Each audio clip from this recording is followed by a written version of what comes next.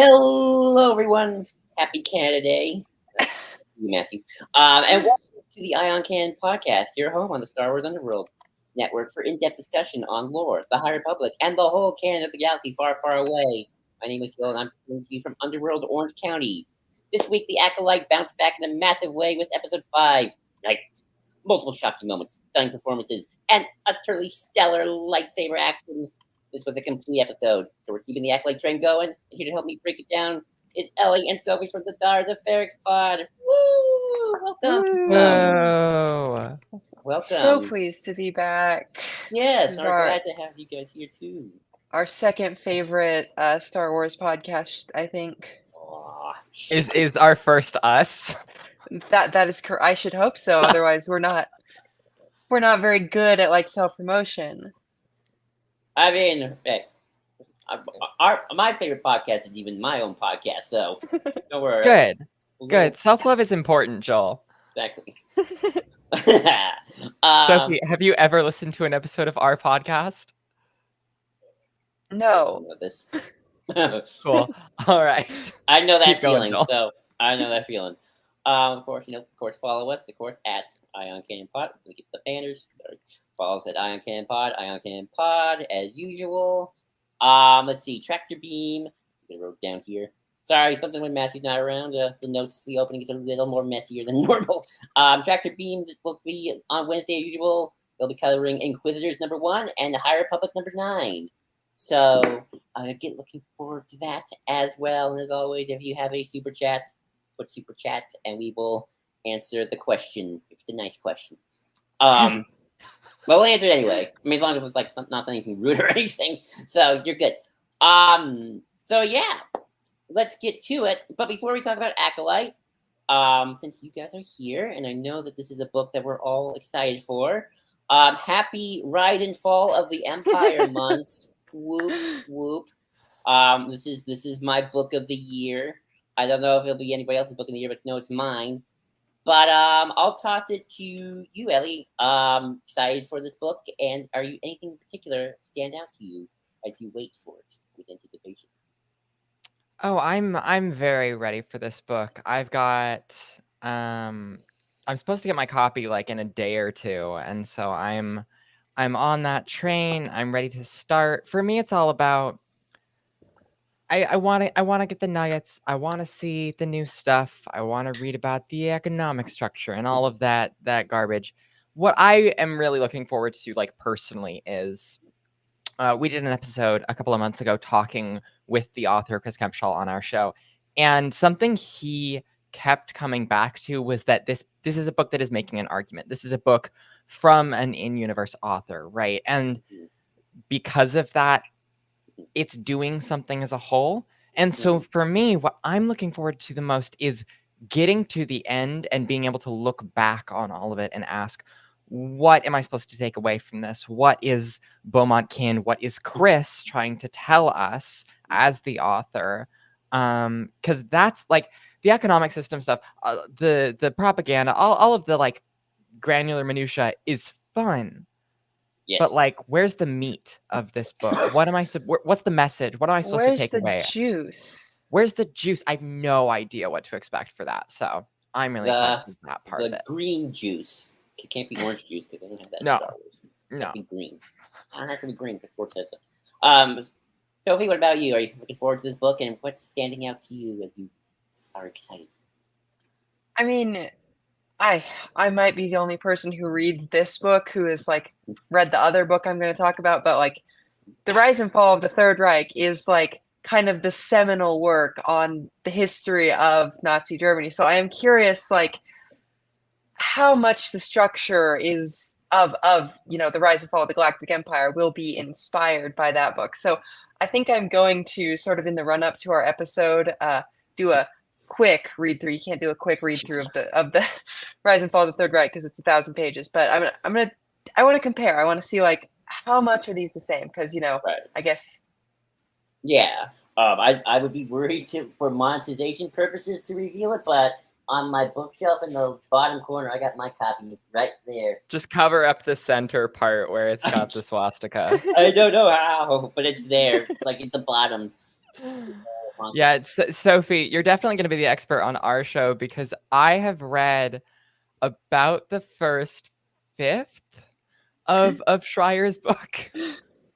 I read like the first fifth or fourth or something, first chunk in high school, and I was pleased with myself for getting as far as I did, and then I had to take it back to the school library. So I'm like, when I read that book, I'm like Lord of the Rings, where like I try to read it in order, and I'm like, okay, I'm gonna skip some parts. skip, too big book. what parts do you skip of the Lord of the Rings? I'm curious. I don't know. I try to get to it, and then I'm just like, nope, I can't do it. And I know the story linked to the movie, so I'm like, okay.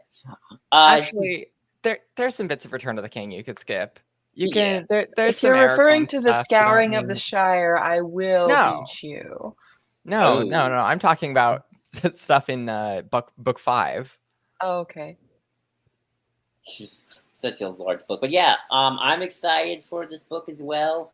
As a Canon junkie, this is my bread and butter. This is our podcast, bread and butter. And I think one of the things I'm excited for is I love books that take all of the Star Wars, every entry, comic, movie from all these various creators, and like, okay, if we're gonna treat this like a real world history, we're gonna make it into a single narrative. And it's like really cool to kind of look at Star Wars as like a singular narrative almost from here to here, especially since we know this is going to take place technically post Rise of Skywalker. So it's like we can see 1 through 9 is the whole singular piece, and what's that going to be like? And I'm super excited for this book. I hope maybe I can have you guys on and we can all talk about it too. I'm sure I'll be talking about this a lot. This is going to be my book of the year. So yeah. That's all I have to say about that. Apparently, there's going to be some Phase 3 books coming out soon. I don't have dates. But speaking of High Republic fun, or maybe not so much fun, let's get into it. Let's do it. The Acolyte, Episode 5, Night. So, I ask every guest this question before we begin the actual discussion of the episode. So, Ellie, I'm going to throw it to you again. What is your relationship to the High Republic book initiative? My relationship to the High Republic book initiative is abiding and passionate. I don't know. I was on the train when they rumored it, when they announced it. I was like, okay, I could get into this. And then I read Light of the Jedi. I was like, okay, I could get into this. And I liked Light of the Jedi so much that I was like, I'm just going to read what exists. And at that point, the first release day included Light of the Jedi, but it also included the middle grade book Mission to Disaster. And then There's a big bookshelf of Star Wars stuff. Yeah, wait, hang on. It's not this one. It is this one, which is the children's book adaptation of bits of Light of the Jedi, wherein Loden Greatstorm is a character at the beginning, but he's conspicuously absent from the dedication of Starlight Beacon at the end because that's not child appropriate. And I get the kids early. I say. But that came out that day as well, and so I was like, I liked this book so much that I'm just going to, for now, I'm just going to do it all, and I've just kind of been doing it all since. Nice. As a follow-up question, how has, in your opinion, the Acolyte done in representing the High Republic era? Oh, it's not related at all. is my argument, and I think it is in dialogue with the High Republic, much the same as it is in dialogue with the prequels. It is kind of set almost like diametrically between these two not opposites, but these opposing forces. And I think the relationship that the Acolyte has to the High Republic is in its portrayal of the Jedi Order on a larger time scale, right? Because the High Republic Initiative is a specific story. It is this story that starts with Phase 1, goes to Phase 3, has a definitive beginning and a definitive end. And while there are some tiny little elements, we've got Vernestra, we've got some visual indicators that tell us as audience members, especially those of us who keep up with the books, there are indicators that tell us that this is in that context. I actually think that thinking of the Acolyte as a High Republic show is like something of a misnomer. Like, yeah, you could make an argument that it's kind of in the era, but one, we've always been told that it's at the end of the High Republic, and two, are we past the end? Like, is this that much of a golden age for the Jedi? It might be still be a golden age for the Republic, but the Jedi are not doing so great. So Right. I think I think the Acolyte is playing with the aesthetics of a golden age and giving us something different. There's a reason it's not. There's a reason it doesn't have the big High Republic logo, you know, is what I'm saying. Right. A High Republic story, The Acolyte. They didn't market it that way. They're Sophie, doing that with the Phase 3 books. Oh, that's nice. I know. I've been seeing it. It's great. Love that. Get the synergy going. Sophie, same question. What is your relationship to the High Republic Book Initiative? My relationship to the High Republic Book Initiative is that I've read one book, and it is the only canon book I've ever read. So, No. You read Lost Stars. Oh, I did. That's true. I forgot about that. You read Lost Stars a week it's ago.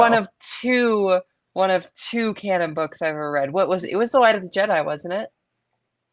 Yeah. So I don't know. I liked it, but I am by no means an authority on this subject. So Okay, well, you're exempt then for the follow-up question though. But I always do that. I was like, okay. But I guess I can give you the next question. What are your thoughts on the Acolyte, Sophie? What are your thoughts on the Acolyte so far, up to 5 episodes? I was sort of initially really, really into it. I know this might be like the opposite of some people. I know Ellie's making a face there. I can see it. I was initially really, really into it, and I guess I've sort of waned in interest, especially after this episode when they have redacted my favorite redacted. Oh, we can spoil. We're spoiling. Oh, we're spoiling. Oh, then they have killed my favorite characters. Yes, that can happen. Ellie, same question. What are your thoughts on the Acolyte so far up to this episode? The Acolyte is designed to be a slow burn. It's meant to be it's a water cooler show. You watch an episode, you talk about it with your friends. Mm-hmm. For that reason, it's been kind of a pain in the ass because I mean, most of all, I tend to enjoy an ending. I like catharsis. I like answers. I like a conclusion. I like satisfaction. And so the Acolyte is not in the business of satisfying me. The first 3 episode releases, the premiere and then 3 and 4, we're not looking to give me all of the answers. I'm not even looking for all the answers. I just wanted to feel any kind of emotional follow through. And I kept not feeling that. And I was like, I like these characters. I think the plot is interesting. I think this is going to tie pretty well together, on a larger scale. But at no point have I been hooked. I've just been enjoying it. I've been curious. Episode 5 got me. Episode 5, there's still plot. We don't know how it ends. I'm still interested, but I feel satisfied. I feel like I have had most of the main course. I feel like even though we don't know big plot resolutions, we can see the shape of it, and I like the shape. And the shape is Manny Jacinto's biceps. And I'm very happy. Bicep. Yes. I'll ask you, Ellie, this follow-up question then. You brought up the water cooler show. Do you think that this is sort of a symptom of something I've noticed that a lot of these streaming shows, especially Disney ones, but other ones have it too, of what I call 8-part movie syndrome, where they feel like 8-part movies just stretched out, and we're like, maybe this should have been a movie. Have you felt that, or have you think it's just kind of the model of binging versus week to week, and just something you just have to deal with when watching a streaming show sometimes, or a show in general? I think this is definitely. I mean, I feel like everyone is kind of bemoaning the 8-episode thing, and make no mistake, I'm part of that. I think naming the number there is part of it, because none of us call Andor a 12-part movie. And part of that is that it has 3 distinct arcs and then some little bits of transitional episodes. But at the same time, if it were shorter, I think we would feel that way. But because it's 12 episodes and none of those episodes are under 40 minutes, I think. There might be like one or two that's like 38, but anyway. I think that if the Acolyte got to be like 10 episodes, we wouldn't even think about it.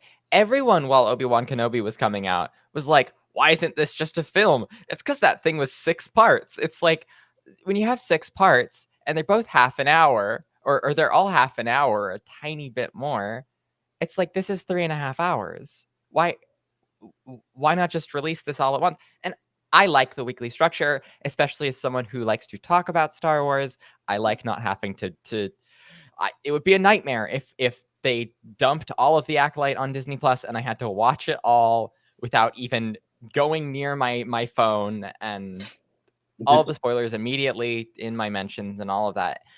I'm fine with that. But I definitely think we are still in this land of the show is trying to be the show is a television show and kind of trying not to be. And I think it's because 8 episodes is a really like clear, neat price model. I think it's a budgeting thing. I think they're like, we are really comfortable investing in 8 episodes exactly. It's just like, I don't know, fudge it a little. Even Boba Fett was weird enough to have 7. Like, yeah, I'm with you. I'm a little bit over it.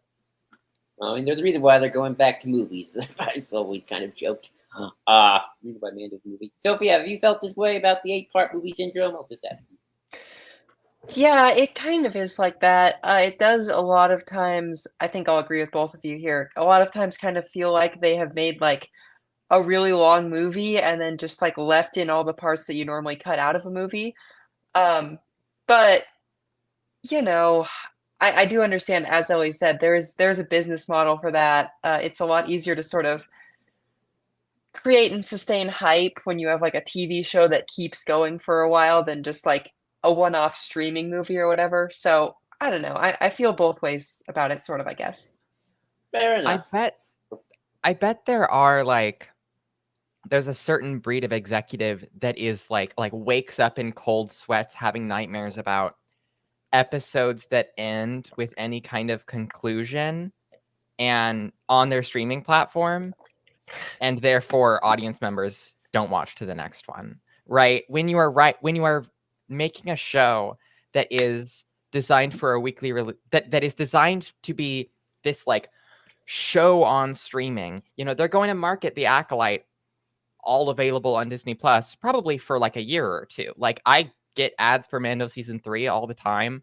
Like, they're gonna do that. That's pretty standard. They want to have it really geared toward that streaming model, but they also want to release it week to week, and there's not a lot of balance there. Maybe part of that is that because the episodes are short. Maybe part of that is something else. There are shows that have walked that line, but I think it is a really hard line to cross, and I would not be surprised if people are overcorrecting. If writers or executive boards or whomever say this is too conclusive, or we really got to leave it open-ended to keep people watching, and that that side of the art form just isn't quite as dialed in as we, the viewer, would like it to be. Well, this sort of hypothetical executive of yours, I think, had his like best day ever between like episode 4 and episode 5 of The Acolyte, because that was like sort of the quintessential cliffhanger. Oh yeah, no, he slept good a week ago. Yep. Where it's not even really like an episode cliffhanger. It's fully just like, wait, it's over now. Yeah, we talked a little about that, last week. And this week where it's like, yeah, this episode and last episode just feel like there should have just been one big super episode. I get why they didn't for like that reason. It's like, I don't know. I look at these last two episodes like either you air them together or just make a super 30 plus 30, like 16-minute episode. So, we're kind of the 2 episodes can kind of balance the other out. Yeah, I mean, I've been feeling that for a while too. That's why I'm kind of glad they're just going back to movies. Like, okay, just watch a movie. Getting middle ends done. I love the shows. I love the live action. I think Star Wars is actually really good as television, and part of that is just because people who can't shut up about Star Wars. we have if you can extend our attention spans a little bit longer, I think it's healthier for us. So No, that I mean side of it that's I really like. no, I agree. I mean that's why I like the. I'm glad they're doing. I'm still glad Disney Plus does week to week, as much as it kind of can be painful sometimes. It's like, it's like, Yeah. oh, it's nice to just to have to do this week to week thing. But yeah. But let's get into the actual episode itself. I guess let's just start with the man, the myth, the legend, Chimere, the Stranger. Ooh. Oh man, I mean, we all called it. I think we all called it, but it was a nice feeling when we saw it. Nice feeling. Sophie, did you think it was going to be Chimere? I had like an inkling, but I wasn't like actively making theories about it like I know some people were. So I don't know. I don't know if I could safely say that I did or not, but it was a cool reveal either way. It's like, oh, it all makes so much sense now. Oh, totally. I think my favorite moment where he like reveals himself and then goes to May and goes like, "Oh hi May," like instant switch, and then he gets to go back to being serious. Like, yep, that is the Sith thing. But Ellie, I know you were on Chimere hype since episode 2. How was your feeling when you saw his face under that mask? I've been on Chimere hype since 2017. I really like Manny Jacinto. I think he's a really good performer. I think he's really entertaining. I think he's very charming. I think he's very attractive. And they announced him as being in the Acolyte. And so I was like, oh my God, they're going to make Manny Jacinto a Jedi. I'm going to get everything I've ever wanted in the world. And then they showed off that footage at Celebration, and he was just this schlubby looking guy. And I was so sad. I was like, they made him a slime ball. Everyone else gets to be a Jedi, and this guy's just a slime ball. I mean, to be fair, they make like not just Disney, but they, as in like the movie industry, makes Manny Jacinto a slime ball a lot. Well, exactly. I'm like, I want him to get to be noble and like good, and but Chimere is like was a lot more complicated. I thought he was like Manny Jacinto gave this like really juicy performance in episode 2, super over the top, kind of skeevy, but I keep calling Chimere in episodes 2 and 4 like he's like an NPC in like a video game. He's like a Fallout NPC where he's like all exposition and over delivered lines, and like he's like fully something out of New Vegas. And like the way he talks to May, like she's the protagonist of, like, it's so funny and over the top, and it feels very intentional, right? There's this moment in episode 2 where he recognizes May, or where he recognizes Osha posing as May, and he gives way too much away for a guy that definitely knows what's going on, and you just go, what is your deal, man? And episode 4 ends, and I was like, oh, well, Manny Jacinto is the guy in the mask.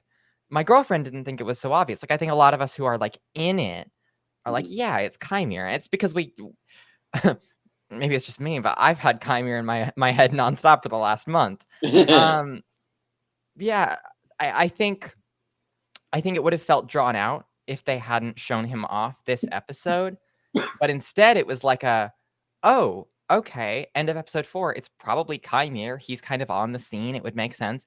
And then episode 5 kind of pushes in this direction where it's like, oh, it's someone who recognizes soul. Oh, he gets inside a person's head. Osha's mom does that, and you're like, oh, okay, it wants me to think that it's Osha's mom, and then it's like, no, it's Chimere. Obviously, it's Chimere. Yeah, and so then it's like deeply satisfying. We're like halfway through the episode. It's not pretending. This is not a show that thinks you're stupid. This is a show that trusts you as an audience member, and does not draw stuff out thus far.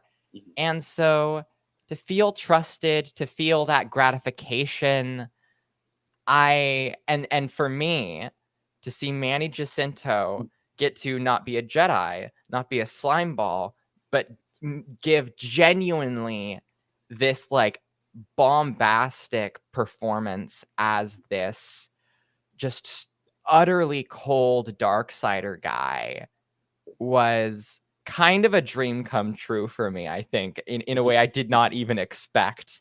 He did so well. I liked this episode, Joel. Nice. Mostly Well, I just like him.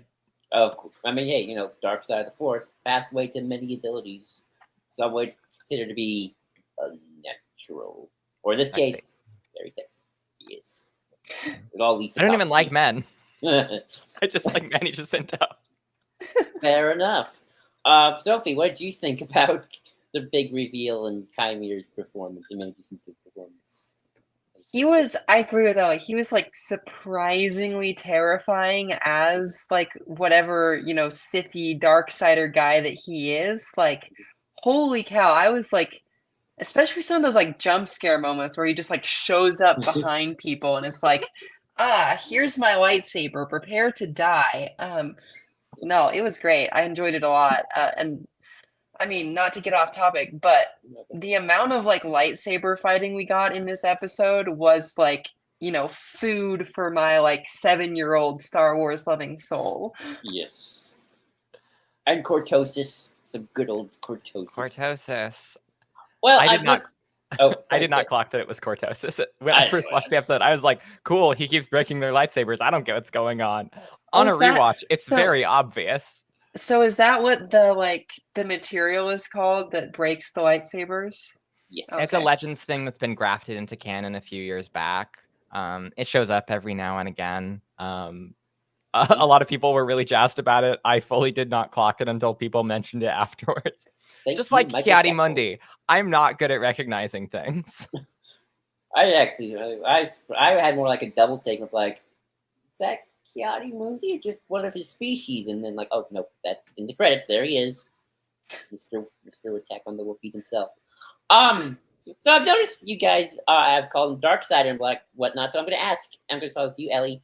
Do you think that Kymir the Stranger, Manny Jacinto, is a Sith? Is he a full-on Bay Knight, as I call him, Sith, of the rule of two? Or do you think he is calling himself a Sith? He's something else? He's a Sith wannabe, and the rule of two Siths are out there, like, looking at this guy going, oh, he's going to be a problem.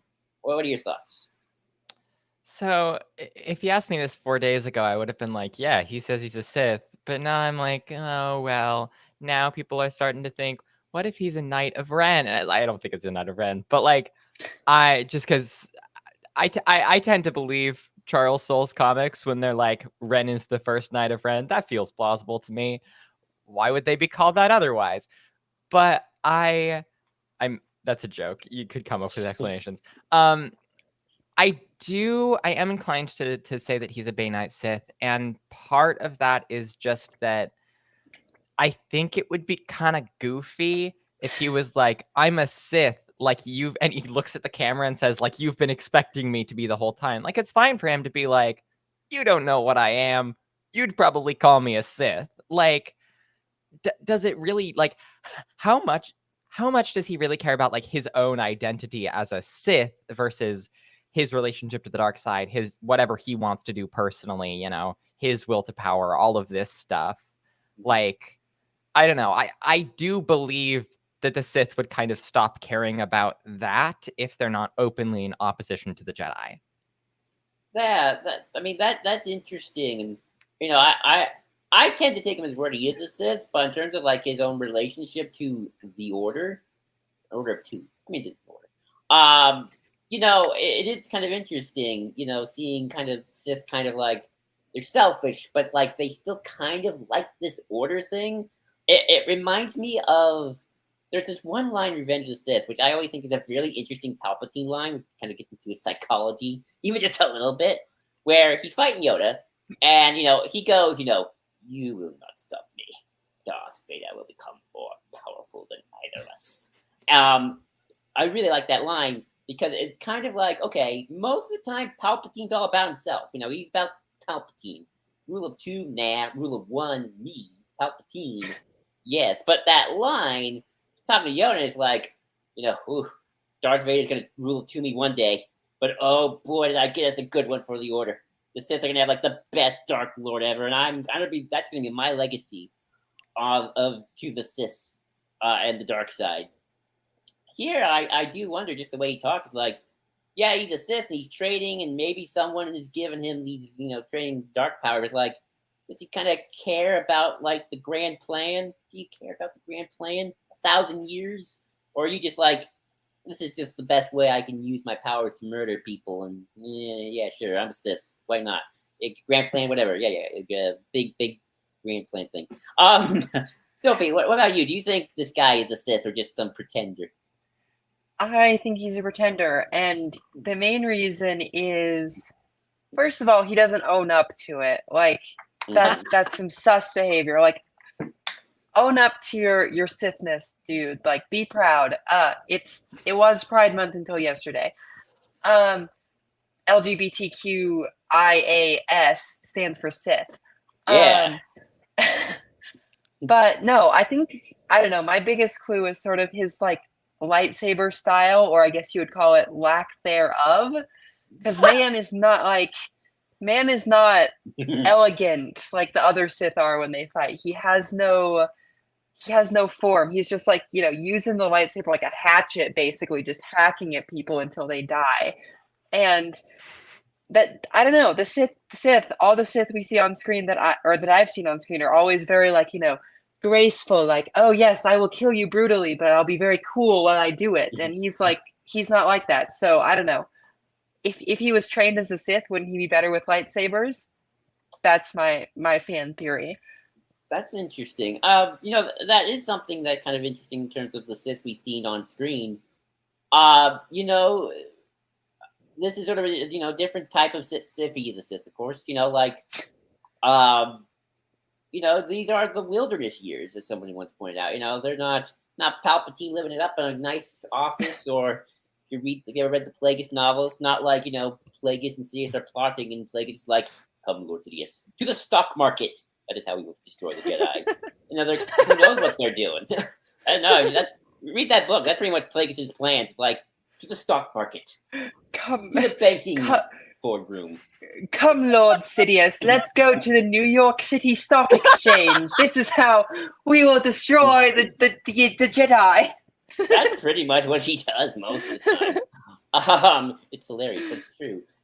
We don't know where the Sith are living up these days. They could be living up in ruined castles or some backwater worlds for all we know. If this guy's a Sith, who knows? Ellie, you have any want to add to that? Yeah, I mean, these are the Boken Sith, right? So do we expect them to be the same sort of guys as the ones that we see in canon later down the line?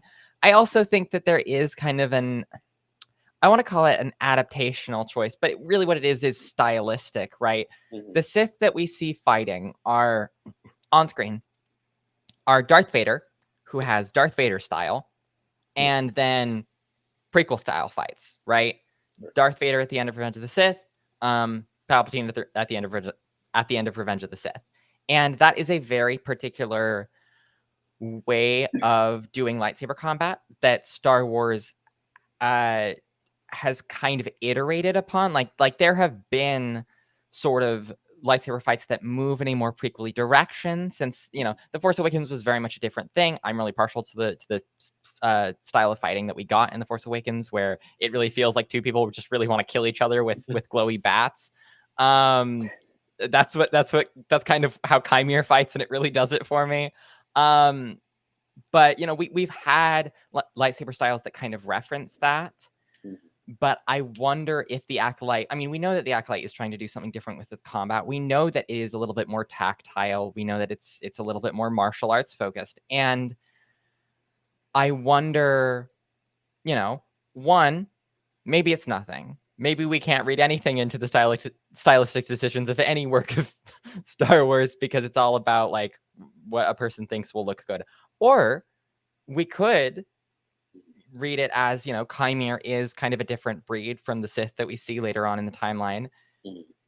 And we could come to certain conclusions about that. We could ask, well, is he a predecessor of Palpatine, of Plagueis, of Darth Vader? of Starkiller. No, like and it's very possible that the answer is no. And that doesn't mean he's not a Sith. It means he's an unlucky Sith. Well, I mean, Palpatine had 3 apprentices, and he had 2 before he got to the one he wanted. Until he didn't want him anymore, and then like, well, Yep. One thing I found really interesting about Chimere is his whole spiel of like, hey Jedi, you're the one who make the rules, buddy. I just want to use my powers and whatnot. But what I find really interesting, I can thank Star Wars Complain for pointing this out, is the dichotomy between what Chimere is talking about and the witches. Because the witches, they want to use their powers too. But as far as we know, that could change, of course. But as far as we know right now, the witches, they seem pretty chill. Just hanging out in their coven, doing their witchcraft, all that cool stuff. They don't look like they're wanting to hurt anybody. Chimere, on the other hand, is like, I want to use my powers too. But we know what you want to use your power for, dude. You want to use your power to kill, slave, cause chaos, hurt people, do all that Sith stuff that Sith have been doing for generations. And I really found that a very interesting, like, he's kind of throwing out the same thing that the witches would, but we know that, Chimere, you are not a good faith actor here. You are not a good person. But Sophie, I wondered if you noticed that sort of dichotomy too, of like, Chimere's tossing some stuff that maybe the witches would have said, but as far as we know, the witches are pretty chill. Chimere, the Sith, are never chill. So. Well, I mean, the witches are like very much like a live and let live sort of thing. Like they've gone off, as you said, to their kind of like, secret moon coven or whatever. That's what I'm gonna call it from now on. And they're like, just training each other there. They aren't like, going out to random planets and killing Jedi. But then this guy shows up and he's like, oh, I'm just like them. Okay. I just want to use my powers. Okay. And I should be free to do that. The difference being, of course, that he wants to kill people, and the witches are like, oh, we're just going to do some chants and stuff next to a cliff and, like, imprint weird labyrinth patterns on people's heads. We are not the same. Exactly. LA, what about you? What did you think of, like, Chimere's, I guess, ideology for that guy? His manifesto, his weirdo internet spiel. So, not to play devil's advocate, but I would like to think that we as a Star Wars community have started to learn that maybe when the villain of a piece makes a claim, that we shouldn't assume that that is the thesis of the work, right? That they are probably wrong and that's why they're the villain. However, but the only character in the Acolyte who is making thematic claims is Chimere. And so I find it really hard not to want to a little bit take him at his word, at least to listen to his words, if not to take like his whole deal seriously. I think he's an asshole. I'm not worried about him. He killed Jackie. I like Jackie. I'm not with him. However, he says some interesting stuff. He says, I don't make the rules. The Jedi do. These are both true statements. I mean, you could be like, well, the Jedi don't make the rules. The Jedi are acting on behalf of the state. The Jedi sometimes influence that state. The Jedi make the rules. Certainly compared to him. Certainly compared to the witches on Brendok. Like, he's not wrong. He says, the Jedi say I can't exist. That's not really wrong either, right? Like, if the Jedi learn what Chimere is, they're gonna hunt him down. They might hunt him down regardless of what he does. Now, listen, you're right, Joel. Chimere is a bad faith actor. I'm not saying he's anything but. However, when you're a type of person that the people who make the rules say cannot exist, they are doing, like, to say a type of person can't exist is a type of violence. So to return that with violence is, we could say immoral, I might say immoral, but kind of a natural consequence, right? Like, this is not some big surprise. Why would he do that? Oh no. Like, there is kind of like a pathos there. There's a logic there, like that makes sense. And so, while I'm not saying we should give it to Chimere, he it's complicated. It feels weird. And part of it is that we don't have the full story. Part of it is we don't know the deal with Brendock. You know, that seems like that knowing the Jedi's relationship to that coven of witches will change how we can read all of that thematically. But I don't know. I feel like the only person who's giving me a reliable read on where Soul is at is, I mean, from my perspective, is Chimere. And I think Chimere's like ends. I think his like motives are not awesome, but I think he's reading some situations correctly in a way that I feel compelled by. So I mean, that's what's the best Sith do. I mean, Palpatine read the room about Anakin pretty clearly in Revenge of the Sith. Like, yep, Anakin's not getting something from the Jedi here. You can talk to me, Anakin. Palpatine was like, the Republic is corrupt. Isn't that interesting? Yeah, who is responsible for the Republic's corruption, Palpatine? He walked in there and was like, this is a bad system that is really vulnerable. Anyway, I'm going to take advantage of that. Like, he doesn't do good things with it, but I think, I don't know. Palpatine at his worst is like deeply myopic, and that myopia grows with sort of his relative level of power. He gets more and more powerful, and he gets more and more petty. He pays attention to things less. But when he's kind of just scraping things together, I feel like the Boken Sith might have a good read of the room, because they kind of have to. Yeah, I feel weird giving them too much credit, because they're ontologically evil. Yeah, the thing about the Sith is that if they like, we could split hairs over whether or not the Sith Order is like a religion, but they're a religious order that basically their thing is like, I can be cruel to whoever I want because I want to. That's cool. And it's like, no, come on, man. Like, I don't care. I don't care about all the other stuff. You don't get to, like, being an asshole is not protected by your religion. Like, come on, man. Excuse me, my First Amendment rights clearly give me the right to be an asshole. Is that what the Sith want? But at the same time, if you are not harming other people, it is not wrong to be it should not be illegal to be a bad person. It should not be illegal to be a worthless person. It should be not be illegal to be kind of a dick. It makes sense to be illegal to kill people under the Republic or whatever. That's right, but the Sith always kill people, Ellie. Like, do they?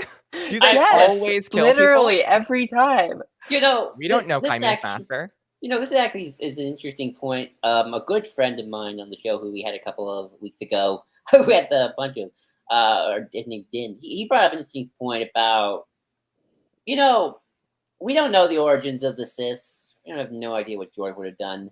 We have no idea what they want to do. But for all we know, what did the Sith start out as? Were they all just, we're going to be evil today? As we kind of just assume, like, this dark side thing. Yeah, let's just use that. Let's just be destructive and be evil for funsies. Or was there something more nuanced to it? And then over time, it's like they lost the plot, and then the Palpatines of the world start to really corrupt them and just get all really weird. I mean, I don't know. Maybe they were always evil and they were always bad, or maybe maybe something else started. Maybe they started out as like, no, we have just a different view on the Force, and then I don't know, the Jedi did something, and then they got all weird about it, and like then they got corrupted themselves, and then here's Palpatine as the ultimate kind of descent of what might have started out as okay. I don't know. I'm that's my devil's advocacy right there of the Sith.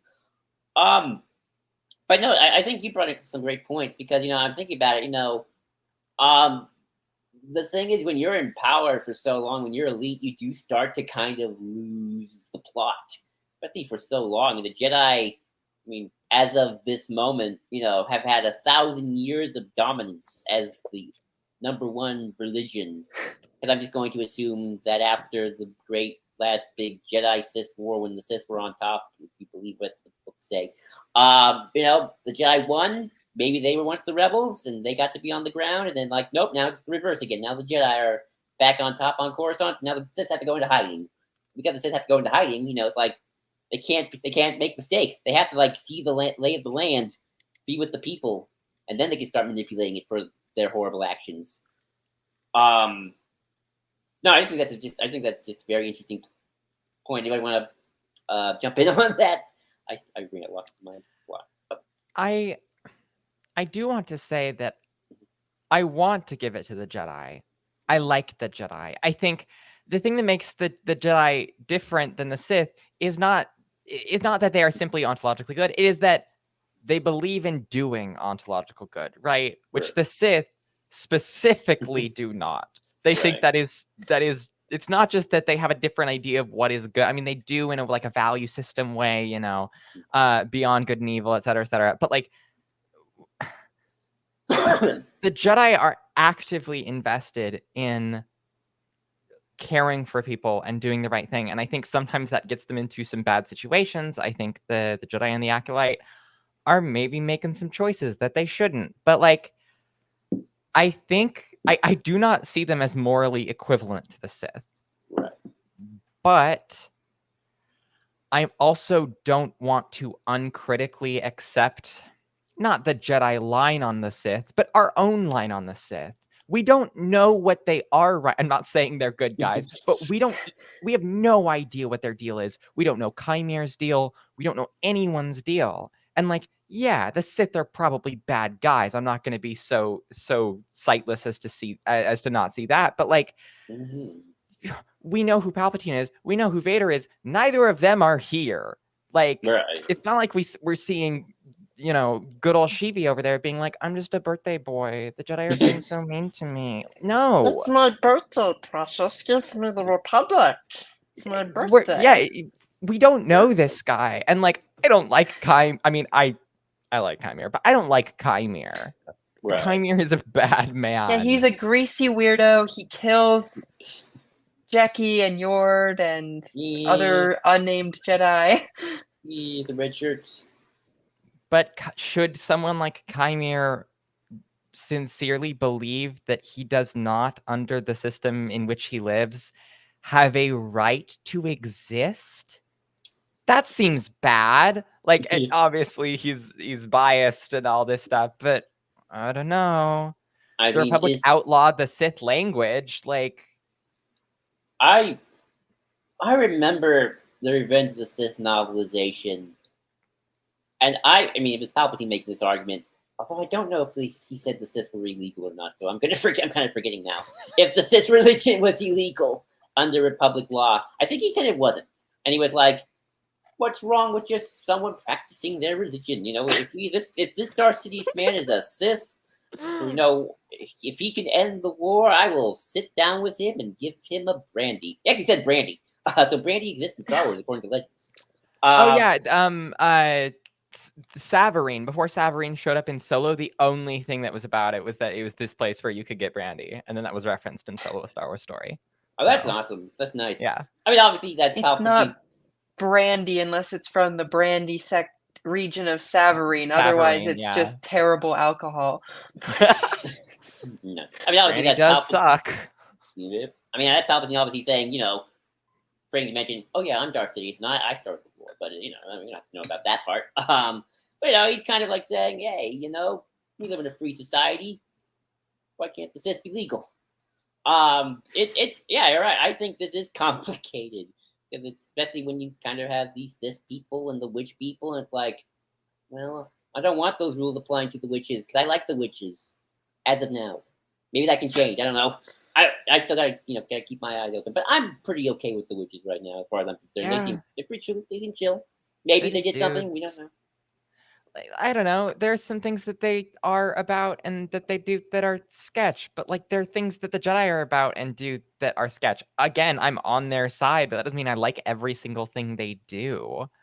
Yeah. But like, I don't have to like a guy to think that they should be taken seriously. And I hate to say that because I'm saying it about the Child fantasy murderers. religious order that spawns literally space Beelzebub. Like Palpatine is the devil. Like, And that's Palpatine's fault, you know? I mean, again, we that's the thing. We don't. I mean, Kyber's not making a good case, but we don't know what other Sith are like. Maybe they're not all completely crazy. I'm kind of doubt that greatly. They probably suck. They probably all do suck, and Palpatine led to the rise of the worst totalitarian government the galaxy saw. And there's that whole line in Revenge of the Sith of like the oppression of the Sith will never return. Is that propaganda or was that actually true? What did the Sith actually were once the bad guys, and it was not a very good time?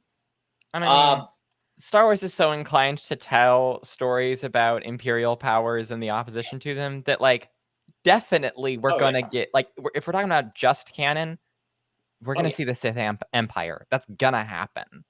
So, like, I don't know. The Sith are tied up in this ancient political enemy, and the Jedi are a political force now, and I don't know, like it's weird and it's dicey, and it's like now that the couple of Sith that exist have to exist under a regime that certainly at one point actively sought their like arrest or death. Yeah, both probably. No, I mean you're right. It's like on the one hand, I'm like, yeah, we gotta get the Sith because they're evil and we gotta kill them all. Gotta get rid of them. It's just like, oh wait, I don't want that used against other people. That's not good. Yep. Right, it's like Scientology, right? Like you don't like Scientology because it's weird and creepy and evil, but that doesn't mean you want all of them killed. Right, Sophie, it's like Episcopalianism. I don't like Episcopalianism because they're weird and creepy. And evil. And evil. Ontologically. Exactly. God told me that. Yeah. Gotta listen to him. Force says so. Yeah. Speaking of the Jedi, I knew we'd talk about Chimera the most because it's kind of the big cheese of this episode. But let's take a moment of silence, whether religious force or none, for Yord and Jecki. Yeah, Yord Horde. We're still Yord Horde on this podcast. We will forever be Yord Horde. Yord Horde in memoriam. Can I share with you an excerpt of Sophie's reaction? Yes. To this episode, watching it. Yeah, go ahead. She I said, like live Discorded it to Ellie. Oh, nice. Yes. Joel, Ion Canon, can I swear here or not? Oh, go ahead. Yeah. Okay. Sophie says, "Fucking greasy bastard killed my favorite character." And then in another message, "Now all that's left is Jord." Frowny face. Another message, "Never mind, rip Jord." Not George. Anybody but George. Yeah, that was brutal. I thought Jord was spelled Jord is why. I know you did, and I just think it's really a lot funnier to read it as Jord. I almost said you gotta say George. I'm like, George Lucas get here. Jord. Nice. Well, Sophie, I'll throw it to you. You seem like you were a Jecki and Yord person before their untimely demise. You want to just give a little spiel about why they're the best? I wasn't so much a Yord fan. I thought he was kind of annoying. But I did really like Jecki, and I don't know why. I sort of just identified with her. So, like, it was very sad. Also, she was a child and was murdered, which is bad. Another thing kind of said. Yeah, another point against Ellie's theory that the Sith should not be discriminated against. I just think you can kill children and that's your fault. That doesn't mean your kind should be discriminated against. Those are different things. But no, I don't know. I really enjoyed her character. I thought the way she interacted with Osha was very interesting as like Soul's present Padawan versus his previous Padawan, and kind of their whole dynamic I thought was just really good. And so it was sad to see her go. She did, however, go out in a blaze of freaking glory because she did like briefly was Ahsoka, and it was quite cool. So. Oh yeah, I have much to say about Jecky's final moments as well, but Ellie, Yord, Jecky, R.I.P. Yord is funny and I like his performance, but I'm only really attached to Yord for the bit. Jackie, I also really do quite like. I really wanted her to have more time in this show. Like Sophie said, I liked the dynamic between her and Osha. I liked the idea of them becoming like pals. I think Soul is on a really like emotionally complicated trajectory. I wanted Jackie to be able to like have to interact with that and respond to that. And as like a current Jedi. And I had this pet guess from episode 4 that if any named character was going out, it was going to be Jackie. Wow. And I went into episode 5. I said to my partner who was going to watch the episode with me, I said, "Are you ready to watch Jackie die?" And then there were all these moments where Jackie did not die. And like a lot of them where I thought she was done for, and then she keeps going. There's this fantastic like one-on-one between her and May, and then she's up against the stranger like 3 different times, and her choreography is tight. She's impressive. She's powerful. She's like, she gets to use her little handcuffs from episode 1, like, and then she's dead. No, not and then she's dead. And then she goes and fights the stranger. She pulls out Kelnaka's lightsaber. She fully is fighting for like 6 minutes of screen time or something insane like that. She fights in this episode probably about as much as Soul. This character, who is secondary at best, gets so much to do, so much screen time, so much breadth of just what she can do. And so as much as I wanted that, as much as I wanted more from her, as much as I felt like there was a lot of room for her character, as much as I did not want to see a young woman on screen in live action in Star Wars Go, I was really bothered by that prospect. The way it actually happened, I didn't mind so much. I felt like this was Chimere's episode. This was also Jackie's episode. This was hers for the first half. Like, oh my god. Oh, absolutely. Someone pointed this out on Twitter or something somewhere. Like, I love how Jackie just like kind of has like this smirk on her face when she's fighting. Like, it's not cockiness. I don't think she's overconfident, but I do feel like it's like she is not afraid. She is truly embracing the Jedi way. She has foregone her fear. And she is just using all her training, all her knowledge, and she is like going after it. She's holding her own against Chimera. Like, she is not afraid. She's, I'm not, as a Jedi shouldn't be. They are not afraid. And obviously, she gets a little, obviously she gets kind of scared when she gets stabbed 3 times. But until that moment, she is in it. She's with it. She is very much, and maybe I'm overreading this, but it's like, I feel like Jackie's, a bit of Yord's, but mostly Jackie, I feel like is sort of a signal like the Jedi just have lost some of their future brightness. If there were any, the Jedi who are going to probably take the Order to better places, they just lost 2 of them right there. Especially in Jackie's case, because we lost 1.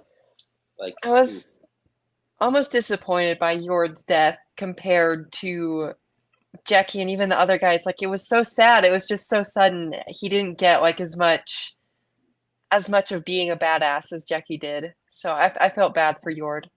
Yeah, this episode, it did not fridge Jackie. This episode respected Jackie. This episode only kind of respected Yord. Yord got stuff to do. Yord did really well at the beginning in the fight, but then he comes back and he has this really cute in the beginning fight when he right before he's got in the leg by the stranger.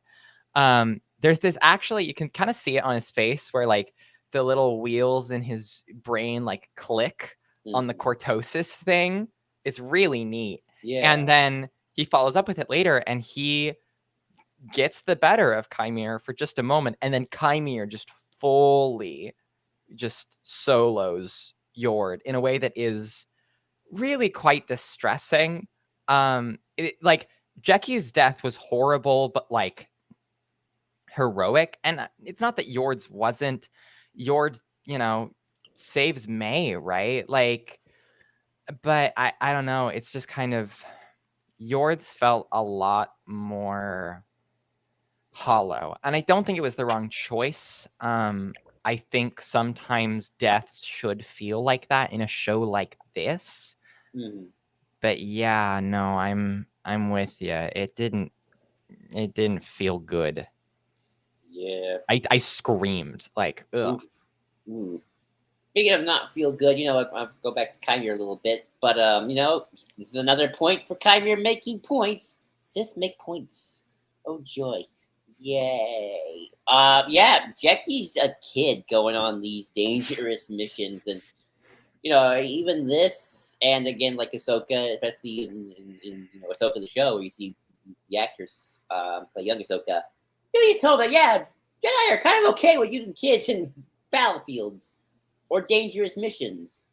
And it's always kind of been one of those weird things with the Jedi, especially with the whole we gotta take them as the babies thing, which has always been weird to me. I love George's explanation of like, I just need it for the plot. So yeah, I just want to take the kids.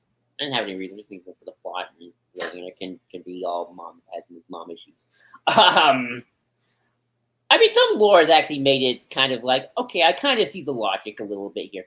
But it is one of those weird things of like, you're obviously, you brought up Ellie, and I've brought this on the podcast, like in Republic space, if a Jedi comes to your home and it's like, hey, your baby could be a Jedi, the parents are like, oh my gosh, my baby could be a Jedi, it's the best day ever. You bring honor to our family and maybe some good benefits, hopefully, or if they're poor, it's like, hey, this is like getting free college, room and board, and all that good stuff at once.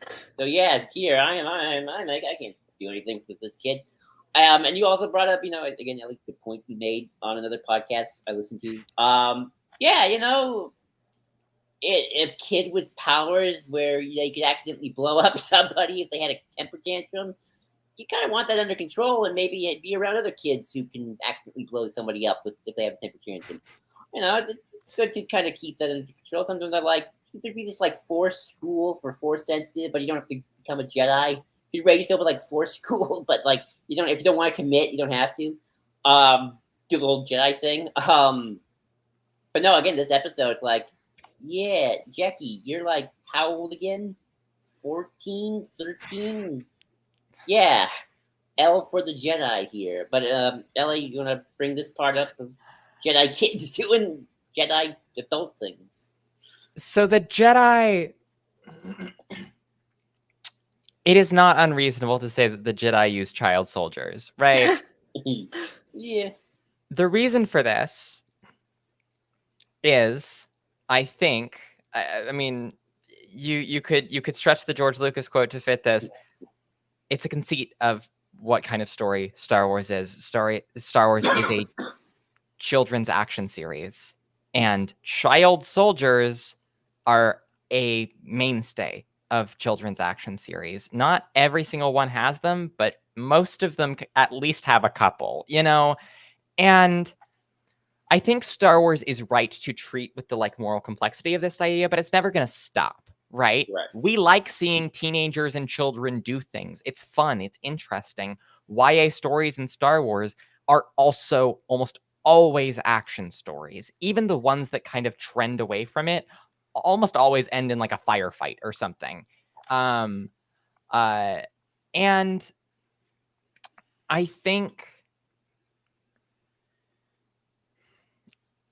this episode does something really beautiful from a writing perspective, where it doesn't just present Chimere and Soul as parallel to one another. Mm-hmm. It has Soul trying to be a bastion for what he believes and stands for, and Chimere just beating him down. Soul is like, you killed her, she was a child. Chimere's like, you brought her here, man. You knew that this could be dangerous. What were you doing bringing a child here? And Soul is like, what kind of master doesn't show his pupil his face? And Chimere's like, good question. You should answer it. And it's like, it's very cute. It's very, but like, you can't, Chimere's deflecting. Yeah, okay. Court of law. Maybe Soul does deserve criticism for taking Jackie into that situation. I would say, like, I don't think, like, maybe he shouldn't have, but also, Jackie's not a baby. Jackie is almost certainly an older teenager. Daphne Keane was like 18 while filming this. Like, Jackie is a trained professional. Quite literally, since birth. And she's like deadly. Like, we saw her fight May. She's like not a slouch in terms of self-defense. Like, more questionable than child soldier thing is like the child cop thing and like the moral implications of that. But Jackie is fine. Like, like Yord, Jackie screams and Osha and Yord hear it. And Osha's like, Jackie, and Yord like, is trained as a Jedi. Like, she'll be fine. And if Chimere weren't so doggone good at it, she would have been. Right. Chimere obviously bears responsibility for killing the like 16-year-old. That's not all on Soul. Like, it's not that good a clapback when he just stabbed her 3 times, right? Like, it's like, oh, they said the thing about the child soldiers. Okay. Why'd you kill her? If you think it's that bad, why'd you kill her? And the answer is that he doesn't think it's that bad, or he does, but he doesn't care. He just thinks that the Jedi suck, and he'll take any pot shot he can at them. He doesn't actually think it's like morally wrong to not show your face to your thing. He's like, you're just kind of a hypocrite, and I want to poke at you because I'm being a little weasel man. Like, it's very satisfying. It's very like emotionally complicated as an audience watching Chimere make criticisms of Soul that feel very, if not justified, then resonant. Like he said the "you brought her here" thing, and I went like, yeah, like I don't know, like that does kind of hit something within me, but like, he killed her. He didn't have to kill her. If he thought it was a bad thing, he didn't have to kill her. Like, that's not on Soul exactly. That's I think deeply unfair. And yeah, I think Jedi taking people as kids is a conceit of the setting, but it's also like, I mean, you were referring to, like, I've said this a lot of times, the Jedi are a militarized state institution sometimes. Right. That's weird. They are also a safe haven for a type of galactic minority, right? Not even about these. This is a type of person who can harm others. This is a type of person who is vulnerable. Force-sensitive people receive prejudice when they are not brought up in force-sensitive communities or communities that have robust like cultural systems around that. Like, I think about the Path of the Open Hand. I think about the sort of like the literal Jedi hunts during the Empire. Like, yeah, they have literal physical magic power, but force-sensitive kids do not have an easy time. They are like hypersensitive to the world around them. They have this heightened sense of right and wrong that frankly is almost incompatible with a world that expects you to be, you know, that tries to beat that out of you. And the Jedi are a refuge for those kids. And so I find it really hard to say that they are just wrong for taking them, because I feel like if I were a kid in that position who could feel what force-sensitive people could feel, who interact with the world in a way that is so different, I would want to be around people like me. I think about the times in my life where I have felt like a fundamentally different type of person than the people I have been raised around or that I'm around. Hell yeah, I'd like to be in communities with people who are my elders and know how to handle that stuff and all of that. Like, I think that is deeply good. Yeah, and the thing about the Jedi is, there's only 10,000 of them in a galaxy of trillions, quintillions. It's still a very small minority. Sophie, do you want to add anything to that? I think Ellie about got it for me, but like the Sith, getting mad about child soldiers and things like that is like, sorry, Pot, but maybe you should stop calling the kettle black. Oh yeah, the Sith would totally use child soldiers all the time, probably. And not just for sensitive child soldiers either, probably. Oh yeah, they'll do stuff. Yeah, my apologies for going on so long. No, I just no, not at the all. Jedi, man. We'll never stop talking about him. The thing I think is so interesting about the show is that I feel like, from a fan discourse, I don't think the actual writing itself. I very much trust Leslie Headland and her writing team in terms of what they're doing. But what's interesting about it is like it's so the discourse, especially not the discourse, but definitely there's more okay discourse about it. Is something that Star Wars fandom has always sort of struggled with a little bit, and I've talked about this a lot. I've seen blogs about it. It's like, and obviously, we have a very bad habit of always taking the villain for the word. Let the past die is not the theme of Last Jedi, people. I've said it many times. But, it's sort of like, and I look at people talk about Anakin's flaws, like, there is a cohort of fandom who really do not want to blame Anakin for his own falling here. Which is funny because George Lucas would. He's like, it's all he's an idiot. Now they're like, oh, the Jedi were like this and that, and they didn't have very good therapy at the temple, and Yoda did very bad life advice. And maybe that's partially true. Maybe the Jedi weren't always the most sensitive people in the world. But that doesn't mean we have to blame the Jedi for their own dang execute Order 66. That was on, first of all, Palpatine and Anakin. Anakin didn't have to go all dark side on everybody. But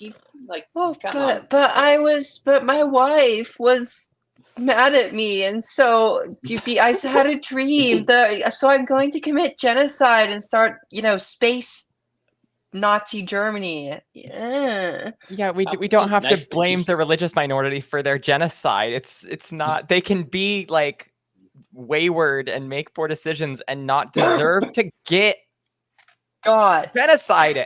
Exactly. And that is, I think, that is the contradictions of the Jedi Order. They are a religious minority. They're also a paramilitary organization. They're like the mafia. If you talk to George, apparently, he said that once. They're like the mafia. They're the mafia. They're policemen. Wait, how? It wasn't. Which was it? Was it? God, who was it that called Luke a police officer in episode 6?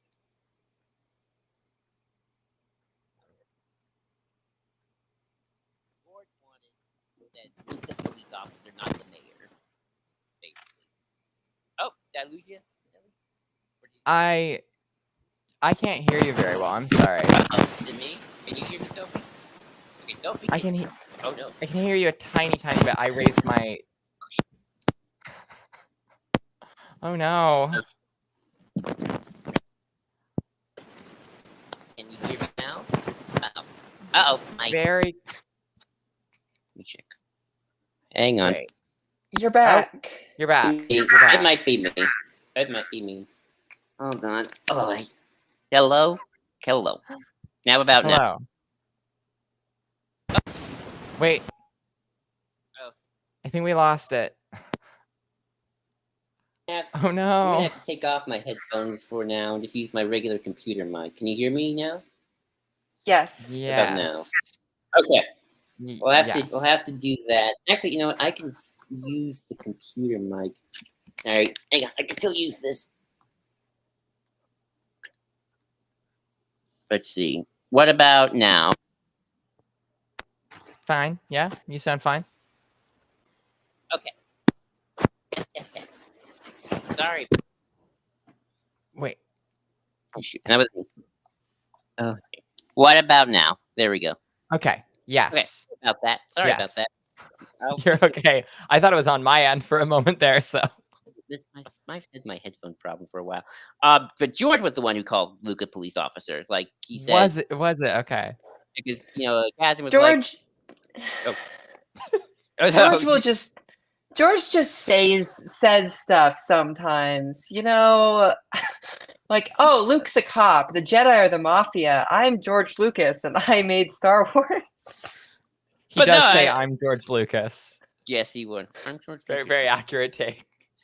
But no, I mean, yeah, it's the contradictions of the Jedi, and I think a lot of those contradictions, and this is my segue, are gonna all come with my favorite character, Jedi Master Soul, because I love Soul. I think you, Ellie, said best. Yes, I want Soul to give me a hug too. I said last episode, if there was a machine that could measure goodness, and I gave it to Soul, the machine would probably explode, because I feel like that's how much goodness should be in Master Soul. Because I love Soul that much. I have to believe he's a good person. But I feel like he still got himself into some trouble that he shouldn't have gotten himself into with the witches. And I gotta know what he did and why he feels so bad. And even now, he's kind of emotionally... Oh, I'm still coming through. Okay. I get nervous for a second. Kind of emotionally wrecked. Like, he lost his Padawan. He lost his Fjord. Lost a bunch of other Jedi. He is... We've all lost our Yord. We all lost Yord. He's not doing too well. And, I think he's emotionally compromised right now. It's funny. I once called Soul the Qui-Gon of the series, because that's what my first initial connection is. But honestly... maybe also Qui-Gon didn't get himself into this kind of trouble that on Beldox, but Qui-Gon to me never felt like he had attachment issues the same way Soul clearly does right now with Osha and May, and maybe right, I'm sure if something happened to Obi-Wan, Qui-Gon would have gone to the rescue, but I feel like he's like, yep, he would have, if something happened, he's ready to. Obi-Wan's gotta leave the nest, go on. And he's also ready to take Anakin in by the time of episode 1. But I feel like Qui-Gon had a little bit more under control that attachments thing. Master Soul does not. I think Master Soul is he feels like he needs to do something. But Ellie, I'll toss it to you. Just our poor Master Soul. Poor guy. I like Qui-Gon a lot, but I never... As much as Star Wars is a setting in which capital G goodness exists, I don't think Star Wars is a setting where people are like good people. I mean, I think there are good people in Star Wars, but I think people are good in Star Wars because they make good choices. I think there are people who are evil in Star Wars, absolutely. But I think in Star Wars, the people who are good, because doing good is a much more complicated prospect than doing evil. I don't think it's a category you can sort people into, right? I mean, I think there are good guys and bad guys in Star Wars, but I'm not cool with every decision that Qui-Gon makes, and I don't know how I feel about his attitude about certain things. I really like him. I think he's really chill and really cool and has a lot of good opinions. But I don't know. I agree that Soul is this person who has an innate sense of morality and wants to do right by that morality. And I think that does get him into some sticky situations. We don't know the deal with Brendock, but I think it's pretty clear that they ended up where they did partially as a result of their own sense of what they thought was right. Corbin says we were trying to do the right thing. Clearly they didn't. Obviously, through context, we can tell that much, but I believe Torben. I believe Soul. I reckon... I wonder if I don't know. Maybe Qui-Gon should have been more attached to the issue of slavery in the Republic. Maybe he shouldn't have just given up on Shmi right there. I mean, I believe that he would have gone back eventually if he hadn't gotten run through by Darth Maul. But like, you know, maybe that would have really changed things. Maybe if he had been a little bit more attached to those sorts of ideas of goodness and of himself, that would have done him good. At the same time, Soul... There's this thing that I keep coming back to, and I'm going to talk about it again, even though I keep talking about it, because it is stuck in my brain. Kymir says, I know, Kymir says that the peace that Master Torben experiences as he is meditating in his Barash vow is a lie. Sith bullshit. Peace is a lie. And what he needs is absolution. Torben agrees. Right. Torben needs absolution because he takes the poison to get May to forgive him, because that's what May says, right? All of that. Right. Soul wants absolution. That is what Soul wants. But what Soul needs is actual peace.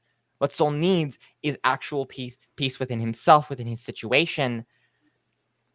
Kymir locks lightsabers with Soul. And Soul is like, dude, you're bad vibes. You're all darkness. I don't remember what Soul says. But Kymir says, I've accepted my darkness. What have you done with yours? I don't believe that Kymir has accepted his darkness. Sith don't accept anything. They're kind of a like... They like their darkness. Well, yeah, like they're like, yeah, I'm like dark, but like they're juicing their darkness. They're not accepting things as they are. They're being violent and obnoxious and whatever. Like that's not the same as like the actual capital A principle of acceptance. Right. This is like this very Taoist, very like Buddhist idea, accepting the world as it is, as it will be. Right. That is the type of non-attachment that the Jedi talk about. I think we get way too stuck on the word attachment when what it really is just the willingness to let go when you have to. And I think what Soul needs to do is accept things as they are and accept himself as he is and accept the harm that he's done and that he will not find absolution. And only through that acceptance will he find peace. I don't know if he's going to get there. I hope that he does. But I think that... But the things that Kymir says makes me think that... Yeah. I don't know. Can we trust him? I think he's right about half of the time. Right. Okay, first off, how am I sounding? I had like a whole microphone explosion thing before. Okay, am I coming in good? Why? I kept going because I figured that it would be... Thank you. Easier. Okay, good.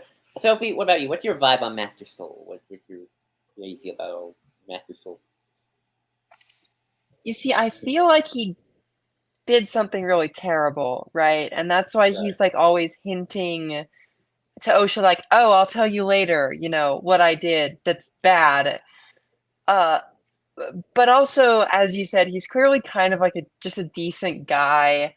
He's really busted up over Jecki dying and over Yor dying, and apparently so busted up by this that on like the day-long walk back to the ship from where they are, he doesn't notice that May has taken the place of Osha. So, as far as we know, his Padawan, man. He just lost his Yord. He lost his Yord. He lost his Jecki. Like, I don't know if I would notice that my Padawan has been replaced by like the evil Acolyte if my Yord and my Jecki were gone. So, I am curious whether he's going to reveal what actually happened to like May instead of to Osha, and like if May will be surprised by what he says. But I don't know. I'm curious to see. Yeah, me too. He's been my favorite character. I think Matt's still like my favorite character. He's just the one I love seeing all the time. And yeah, it's not looking good for him. Just not looking good for him right now. I mean, he said, "I'm going to explain everything," and That's never a good sign in these types of stories. I know my genre fiction. He just said, I am 1 month away from retirement. If this is the Jedi Cop show, he just said the equivalent of that. And we all know what happens when you're close to retirement. It's never good. It's never good.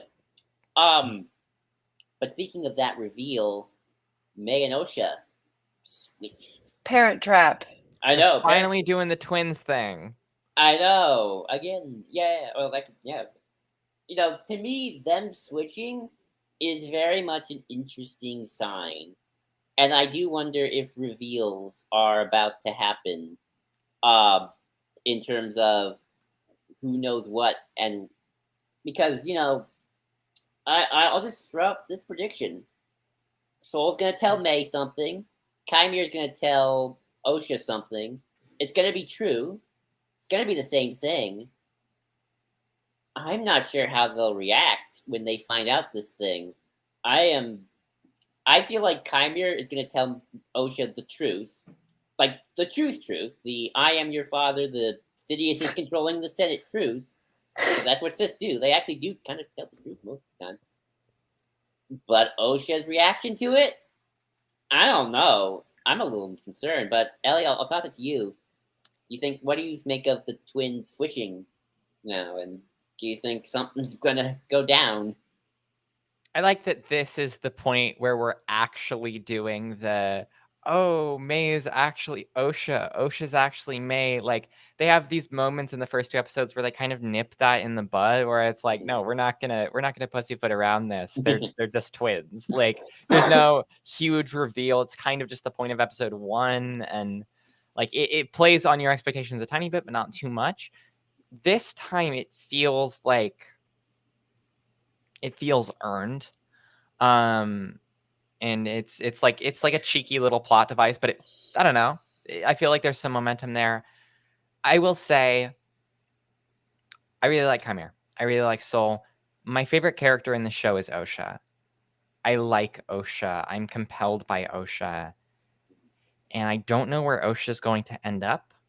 And I am a little bit worried because she's gotten got by Chimere, and she's probably going to go on an emotional journey. Yeah. And I hope, because I really like Osha, and I really like May. I think May is a much more complicated character than a lot of people give her credit for. I think she's deeply sympathetic in this episode, and in episode 4, and in episode 3. I like May. I think May is good. I think May makes bad decisions, but like, I'm compelled by May. I hope that wherever Osha ends up at the end of episode 6 feels earned. I hope it feels like a natural emotional journey for her character. I don't want Osha to just break bad because Soul hurt her. That feels simplistic to me. Right. I want her situation is complicated. I want it to be further complicated. Right. And I want the same for May. And I think it's heading in that direction. But for me, it's can the next episode, can the next 2 episodes, can the rest of this show pay off the degree of like emotional and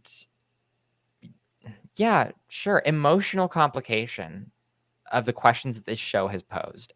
I think there's a good chance of it. I think it can, like, the whole time I've been like, is it going to stick the landing? We'll find out. But I like the direction it's going if the show keeps being smart. Right. I agree with that. Sophie, what are your thoughts? Personally, I'm hoping for like a really jarring tone shift as this show becomes the sort of comedy Parent Trap that it was meant to be. No, actually, though, I am... Chimere, Soul, they get them together. That's right. I am officially shipping... Trap. I'm officially shipping Chimere and Soul. No, but I am... quit making kissy hands, Ellie. Come on. No, but personally, I am very kind of excited to see... I don't know. Is Osha gonna get some like dark side training? Is she gonna learn some secrets of the Sith? I don't know. That would be kind of cool. is May going to learn that the Jedi are not, in fact, actually Hitler? Also possible. Also hoping that happens. So, it'll be fun either way. That's what Palpatine said about Jedi, and I believe in Chancellor Palpatine. No, I could get a beer with Chancellor Palpatine. That's right. Seems like a good Chancellor, guy. the New York Times column, Chancellor Palpatine in like the upstate New York diner, where all the people are like, that Chancellor Palpatine, he's a real nice guy. He cares about the little guy. I voted for him. That's my chancellor. That's my chancellor. Jedi trying to take away my supreme chancellor. They don't even realize that they don't vote for the supreme chancellor at all. Exactly. Well, no, because this happened in the UK the other day because, the UK, you don't vote for the prime minister. And there have been a whole bunch of very confused calls to local election centers being like, hey, where is Keir Starmer on my ballot? Where is Rishi Sunak on my ballot? And that's not how that works in a parliamentary system. I, as an American, am consistently asking, where is Keir Starmer on my ballot? So. Exactly. Same here. But yeah, I'm gonna throw out this one final question about the show and just where it's all going and whatnot. But your podcast is very much Star Wars from both political but also a queer perspective. What have you been feeling? Just as always said, this is a Star Wars show written by someone of the LGBTQ plus community, and have you noticed things that I, as just a normal white dude, have not noticed? Because I don't notice things. So, Elliot, I'll talk to you. It's how has that perspective affected your viewing of the show? Are you noticing anything in the writing itself from that perspective, from Leslie Headland's perspective, or her team? What's it like to have the show runner? I think I could really feel it in episode 3, and part of that was just the type of kind of lesbian, quasi-lesbian separatist witch coven that there was. They should have let the witches kiss. I don't like that they didn't do that. That's one of my it's not like a huge argumentative criticism, but that's one of my main gripes with Andor, is that they don't let those women kiss either, and I think that's let them kiss a little bit distressing in retrospect. But I don't know. I think for me, the main thing that this show is doing, it's not that I can tell that it's written by a lesbian woman. I do appreciate that as a lesbian woman. It's that I can tell it's written by a woman. It's that I can tell that the way that its women are written is really genuine and not patronizing. Its characters are complicated, and it's not just the women who are complicated, it is also the men. But I feel like there is a degree of emotional maturity in this show that I deeply appreciate. And I don't know, I feel like this is a show that respects me as a viewer. I feel like this is a show that trusts me as a viewer. And there are a couple things. I think it was cute that Osha was like, Basil he, Basil they. That's goofy, but it's nice because it's, I don't know, it's how I would have said it. I feel like there is this kind of verisimilitude where it's this feels lived in because it trusts me to view these people not as peers. I'm not in the universe, but I don't know, as people. And that's nice. I don't think this show is patronizing in any way. Not that I think that's a problem for Star Wars, but I don't know. I think sometimes Star Wars is so worried about its pulp and its fantasy that it doesn't trust you because it's a kids show. And I think that the Acolyte is writing that line in an interesting way, that I really appreciate. Sophie, same question. What about you? Thoughts and feels? I don't know if I could tell that it's written by someone who's not straight. because, you know, the first thing you should know about not straight people is that they're just people, and so to an extent, like, they Fair write enough. the same as other people. Okay. But I don't know, as Ellie mentioned, there are some little touches where you can kind of tell it's like it's a real show where it sort of reflects the experience of non-straight people a little bit, like, more realistically almost than a straight writer. So I don't know, but good writing either way, I should say. Of course. I'm just curious about that one. Well, there's the fan perspective where I don't know. I think sometimes the word queer baiting is bandied around in ways that are inelegant, but I have definitely been victim to a queer bait or two in my life. And it is a different feeling to be watching something and go, I wonder if Jackie is kind of maybe potentially could be a little bit into OSHA. Maybe that's like where you actually feel like you're not like that's gonna happen, but we're like that could happen. Like I'm not insane for thinking Not that. anymore. Like, no, not anymore. Not anymore. But like that is a different emotional experience as a fan than me. I am deep in Wolf-Ren Truth or Denier. I ship Shin Hati and Sabine Wren really hard. Yes. And that's never going to happen. But I don't want to believe that. So I'm just going to ignore that fact in my brain. But that's not a fun thing to be feeling while you're experiencing a Star War. Like those are fun. It's fun to be like, oh, what if, where if there's that possibility? And even if it doesn't go that direction, like, I don't know. I think about Cal and Marin in Jedi Survivor. I wasn't expecting them to be an item by the end of it, but I liked their dynamic in Jedi Fallen Order. So I was like, there is this real possibility. And then it happened, and it's like, oh my God. When you're not watching something or reading something written by a queer person, that feeling about a queer relationship is couched in this, like, you have to remind yourself that to some people, the way in which you love people basically does not exist. And that's different. That's like a fan projection thing. But there is a degree of like safety in that is hard to quite pin down. And I'm not saying I feel unsafe when straight people write stuff. No. I like most of Star Wars is written by straight people. I'm good with Star Wars. We're fine. Me and Star Wars, we're mostly fine with one another. But I don't know. It's nice. It's nice to feel a little bit of that room to breathe. That's something I tend to feel in general when I know someone is writing something, even if they are straight, but they're a little bit more like on my same wavelength. No, that is 100% valid, and I agree. I've seen it. In other fandoms. I'm a big fan of like shows like The Owl House, Netflix She-Ra show.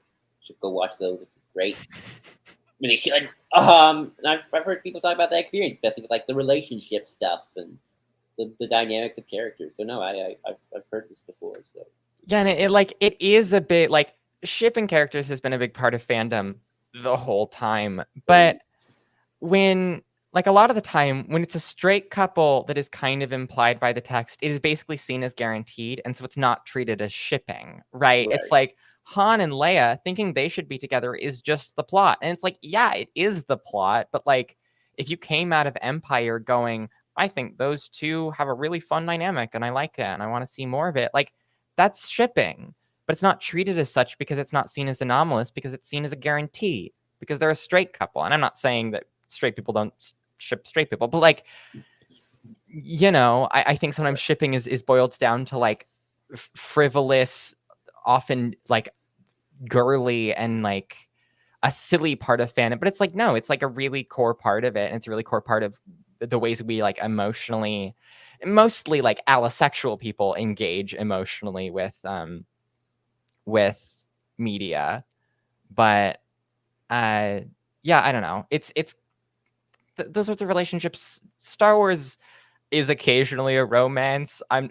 The Acolyte isn't, but No. I don't know. I think having that be a part of it is emotionally cozy, I guess, for me. Yeah. And I guess the final question. I'll throw this one to Sophie. We got how many episodes? 5, 6, 7, 8. 3 more to go. How do you think Acolyte will end on an optimistic note, or much like Revenge of the Sith, are we going to the dark side? Or we can all be bummed by the end, but in like a good kind of bum, not the this was badly written kind of bum. I think it's gonna be like a difficult ending. I don't think it's gonna be like everything's back to normal. Sol and Osha are such great friends. Da da da da da da da. No, I think it's gonna be a difficult ending. I think there's going to be some sort of even bigger reveal than the one we're probably gonna get in episode 6. That will set us up, of course, Ellie's producer friend will be very happy again. He'll sleep well. That will set us up for season 2. Cross fingers. I would never be friends with a producer. How dare you? Oh, well, too late. I'm a producer. I'm a producer. I produce. I would never be. I'm a I would never producer as befriend well. a corporate executive. I'm I'm a a corporate but only because I executive. call myself that. No one made me producer. I made want to myself be a producer. Da, da, da, da, da. Thank you, Leo Bloom. I know. I love that play. But Ellie, what about you? How do you think Acolyte's gonna kind of the season? Let's hope there's more. Cross fingers. Will end. Do you think it'll end on a dark note? Do you think it's like not like a bad this wasn't well written, but like a I'm feeling kind of bummed, but in a good kind of bummed way. I have to say. I think Sophie is right on the money when she says that it will be a difficult ending. I like that. I like and am inclined to believe Leslie Headland when she said this last week that the season does have an ending. Like right. It has an ending that it is working towards. I fully believe that. I also believe that as she's talked about, there's room for a season 2.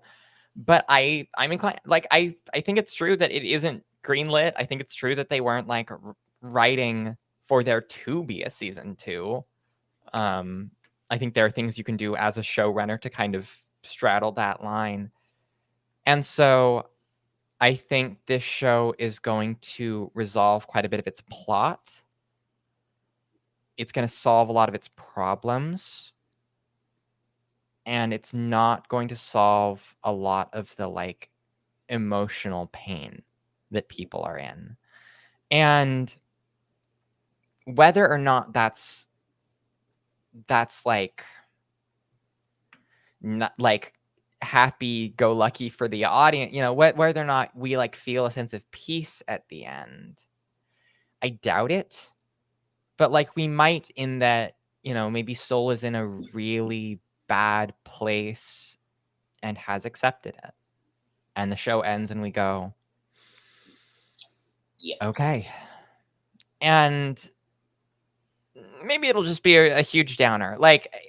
It's not going to be an upper, I guess is what I'm trying to say. But I think if this will not be a cocaine ending. This will be a if this show it is not the Whippets of Star Wars shows. Young Jedi Adventures is the Whippets of Star Wars shows. Anyway, yes.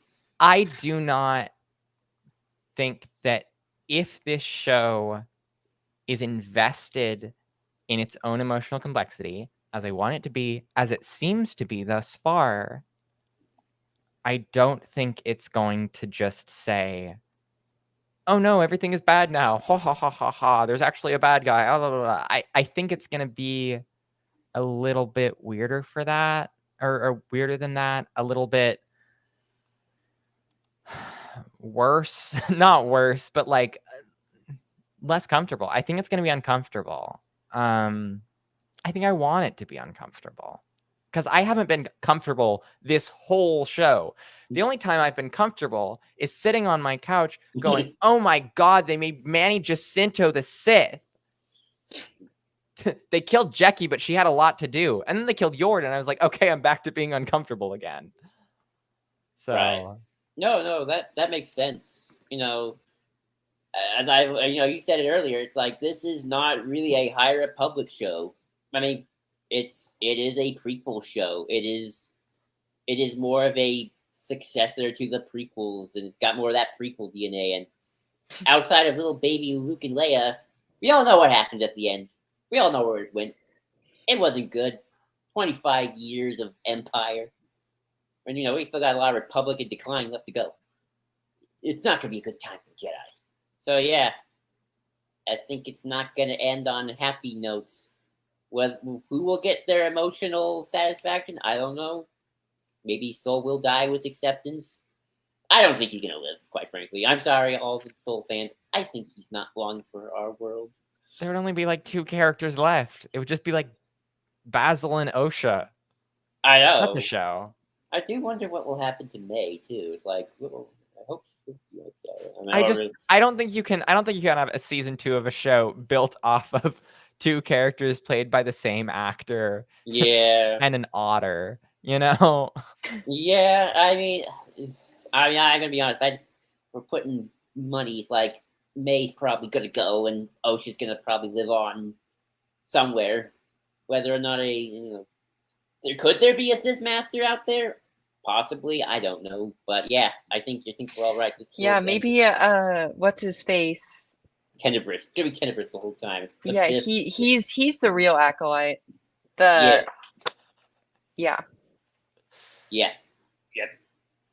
Like I've always said, Amanda Stenberg will make a great Darth Plagueis.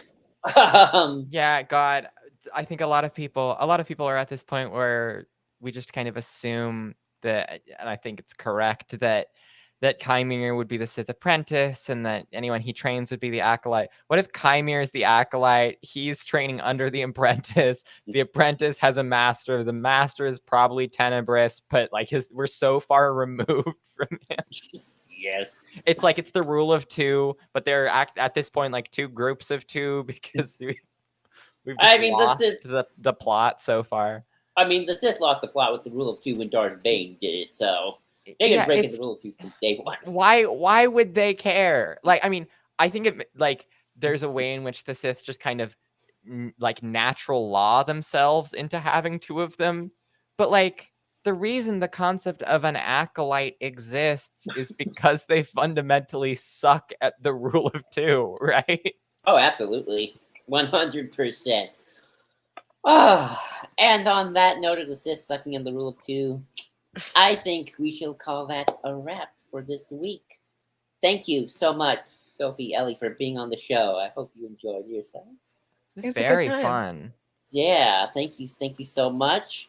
Thank you, everyone in the comments, for joining us. Let us know what you thought. Comment below. Let us know. Also, give this video a like, share, subscribe. Of course, you can follow us at banners.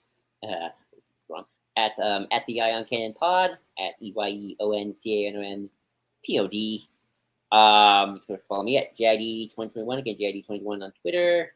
Of course, go to the Star Wars Underworld Discord, where we have lots of fun. We have game nights, movie nights. We might have a game night, possibly Thursday. We might play some Star Wars Hunters. But, Sophie, Ellie, where can they find you? Anything you want to plug? Sophie. You can find both of us at FerrixPod, spelled FERRIXPOD. And you can also find me at @TheRedline_pod, where we talk about trains, and at Episcopilled, where we talk about religion.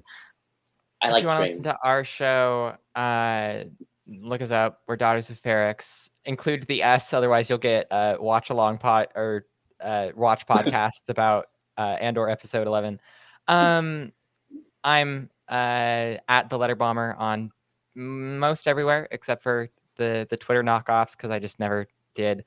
No moral judgment. I just didn't get around to it. Yeah, Ferrix Pod. Thank you for having us. We really appreciate it. Yeah, go folks, watch the podcast. I just listened to the Vietnam episode. Really good. Oh, yeah. Really love that one. Love Richard. Love our boy Tricky Dick. Yeah. That episode is exhausting. Thank you for doing it. Yeah. So thank you, everyone. And of course, as always, light and life.